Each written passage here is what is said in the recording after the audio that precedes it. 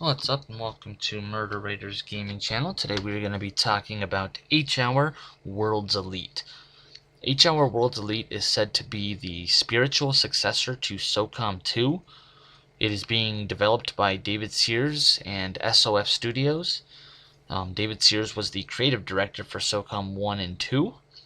And they have now released alpha footage gameplay of H-Hour Worlds Elite, and it's definitely on the right track. And on the footage they even cautioned, like, hey, this is, pre-alpha. It's not polished and things like that, but it looked absolutely stunning. So I just can't wait to see what the polished gameplay is going to look like.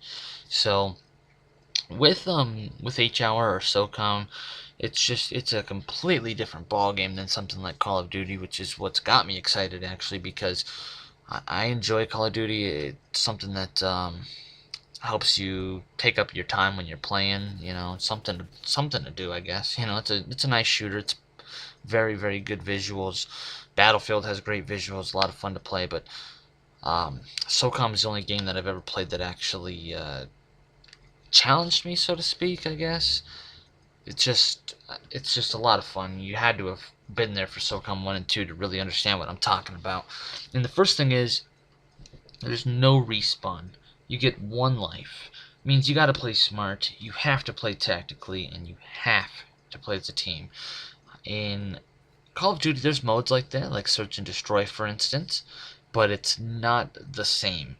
You could still go without a headset, you could still go without any teamwork, and you can go in there and you can win a battle of Search and Destroy, or you could, whatever. You could go through and run and gun on Call of Duty and kill 4 people easily and be the victor.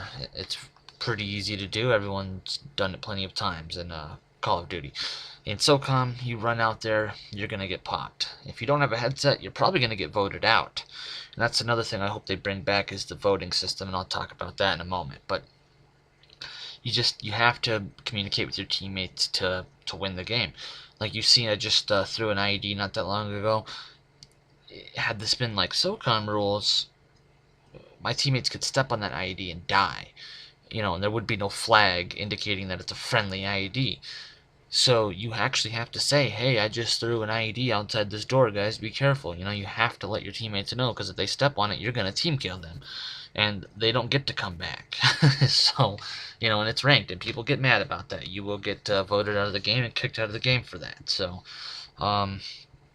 voting, let's go ahead and talk about that. With voting, if you have a shitty player, someone that doesn't have a mic, someone that doesn't want to do the objectives, or just is messing around or being an idiot like you're going to find in Call of Duty all the time, you can actually vote to kick them out. And depending on how many people are in the game, if they get a certain amount of, a certain percentage of the votes, 50, 60, 70%, whatever it is, they get kicked out of the game and banned from that lobby for a while, for like an hour or something like that. So they cannot rejoin for quite some time.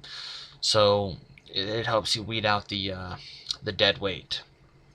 Now, lobbies are confirmed. You've seen it in the pre-alpha footage. With lobbies, you're able to actually join up with all your friends in a lobby. You don't have to go through matchmaking. You don't have to go, party up, so to speak, and join games that way. You just say, hey, meet me on United States West 1 lobby, and I'll be in the Crossroads medley or whatever. You just let them know, and your friends join you up there, and take it from there. It's a real neat system, and I'm real glad to see it making its return. The next thing is going to be user-created ranked rooms. User-created ranked rooms are amazing, and I'm so glad they're coming back, because with that you can have a clan war. You could tell this clan, hey, get your 6 best guys, I got my 6 best guys, meet me in this lobby, click on the room name, outlaws will kill you, or whatever the name of your clan is, and you set it up with your rules. So with SOCOM, maps are designed around one game mode. Okay, so if your clan's strong point is a certain game type, then you're gonna pick that for your game mode, and then the other clan, whatever their game type strong mode is, they're gonna pick that, and then there's always a tiebreaker round. Demolition in SOCOM was always the tiebreaker, but if you don't know anything about SOCOM, you won't know what I'm talking about. But anyways, that would always be the tiebreaker. So definitely looking forward to the user-created rank rooms making their return. And then no open mics. This is a great addition because if you're tired of hearing babies cry in the background, if you're tired of hearing 12-year-olds screaming fuck every time they get shot and crying like little bitches, there you go. They actually have to push a button to be able to talk instead of just hearing every little fucking thing that's said. I don't want to hear your mom letting you know that dinner is fucking ready, okay? So, no open mics. Thank God that's back. Encumbrance is making a return, but more in the sense of SOCOM 1 and 2 style. It's not going to slow down your speed. Like, if you grab a heavier gun, put on some heavier gear, it is not going to slow down your run speed, but it will slow down your turning ability, your time that it takes you to raise the weapon.